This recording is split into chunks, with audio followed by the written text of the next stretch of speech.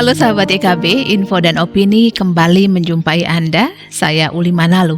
Info dan opini kali ini akan membacakan tulisan Pendeta Magdalena Handoyo dimuat di selisip.com dengan judul Apa Yang Mau Kita Lakukan Dengan Tangan Kita. Selama pandemi COVID-19, tangan merupakan organ tubuh yang paling aktif untuk menyebarkan virus ini. Maka kita dianjurkan untuk tidak bersalaman, sering-sering mencuci tangan, dan tidak banyak menyentuh benda-benda termasuk wajah kita sendiri. Sahabat, pandemi ini membuat banyak orang tidak lagi bisa hidup normal. Tukang cukur rambut tidak lagi bisa mencukur rambut para pelanggannya. Tukang ojek online tidak lagi bisa mengangkut penumpang. Tukang pijat juga kehilangan semua pelanggannya. Hal serupa juga terjadi dengan para supir angkot, para penjaga toko di mal-mal, para asisten rumah tangga, para nelayan, dan para petani. Hampir semua orang tidak lagi bisa bekerja dengan tangan mereka di masa pandemi ini, termasuk para pendeta, tidak lagi dapat beraktivitas seperti biasa. Tidak heran semakin banyak orang yang lapar sampai pemerintah juga harus mengucurkan dana begitu besar untuk membuat kita tetap bisa makan, selagi aktivitas mencari makan terpaksa berhenti. Kita bersyukur di tengah banyaknya orang yang tidak lagi bisa mempekerjakan tangannya, masih banyak orang justru mengulurkan tangan mereka untuk sesama. Kita bahkan sering terharu mendengar kisah saudara-saudara sebangsa yang berbuat banyak untuk sesama dengan tangan mereka.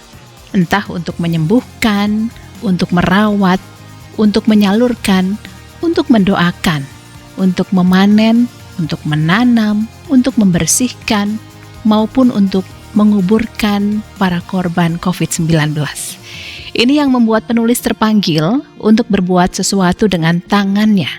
Salah satu yang terpikir adalah memakai kedua tangannya untuk memasak lalu membagikannya kepada mereka yang membutuhkan. Walaupun penulis mengatakan bukan pakar dalam dunia kuliner, tetapi ada cukup banyak makanan yang bisa dimasak dengan kedua tangannya. Penulis termasuk orang yang meyakini bahwa makanan yang sehat merupakan titik berangkat untuk tubuh yang sehat. Makanan yang sehat buat penulis seperti senjata untuk menangkal dan melawan serangan virus COVID-19. Penulis memilih untuk membeli bahan dasar, mengolah dan meracik sendiri makanan yang akan dibagikan.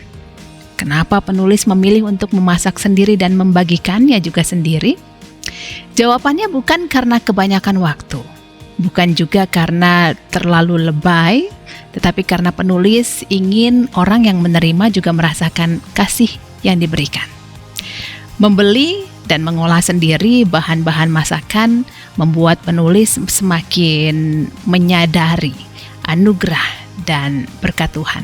Saat ini sahabat, kita tahu harga barang-barang memang lebih mahal, kadang uang yang dikeluarkan untuk memasak melebihi anggaran yang ditetapkan. Tetapi hal ini justru menyadarkan penulis betapa banyak berkat yang sudah Tuhan berikan. Memasak sendiri membuat penulis leluasa memilih menu. Bahkan dengan bahan makanan sederhana, bisa jadi masakan yang enak untuk disantap. Memasak sendiri pasti juga akan jauh lebih murah daripada membeli dan pastinya juga jauh lebih menyehatkan. Penulis juga ingin menghargai dan menghormati orang yang menerima masakannya.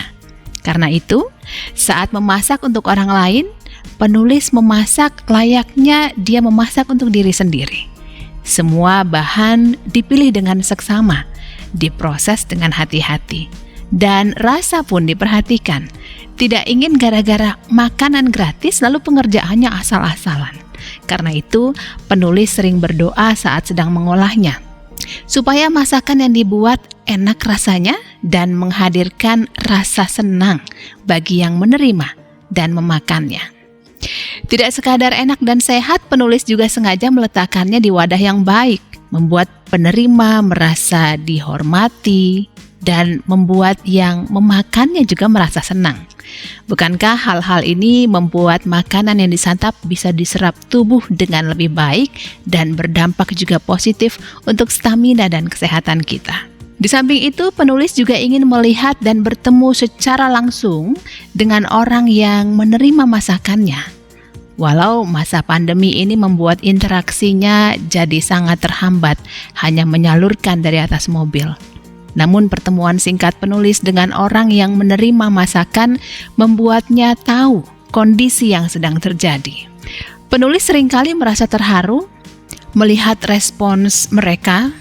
Sekotak nasi mereka respons dengan penuh syukur dan terima kasih. Seringkali juga penulis merasa sedih ketika harus melewati orang-orang yang juga membutuhkan, karena jumlah nasi tidak mencukupi. Dan ini yang membuatnya terpanggil untuk memasak lagi dan lagi. Banyak orang yang lapar. Banyak dari mereka seringkali bekerja dengan perut kosong. Banyak orang butuh makan. Sedangkan uang yang mereka miliki begitu terbatas. Penulis berharap sedikit makanan yang dimasaknya bisa membuat beberapa orang jadi lebih kenyang dan juga menjadi lebih sehat. Sahabat, ada banyak hal yang bisa kita lakukan dengan tangan kita. Di akhir tulisannya, penulis mengajak kita untuk bertanya pada diri, apa yang mau kita lakukan dengan kedua tangan kita ini? Apa yang sudah kita kerjakan dengan tangan pemberian Tuhan ini? Selama ini, tangan kita lebih digunakan untuk bekerja atau hanya terlipat saja? Tangan kita lebih banyak menjadi saluran berkat atau malah menjadi saluran virus? Tangan ini lebih sering kita pakai untuk memulihkan atau menghancurkan. Tangan ini lebih kita fungsikan untuk berbagi pada sesama atau meminta pada Tuhan. Tangan ini untuk menghadirkan kasih Tuhan atau sekadar mengurus diri kita sendiri. Sahabat, demikian info dan opini. Terima kasih sudah bersama kami. Sampai jumpa.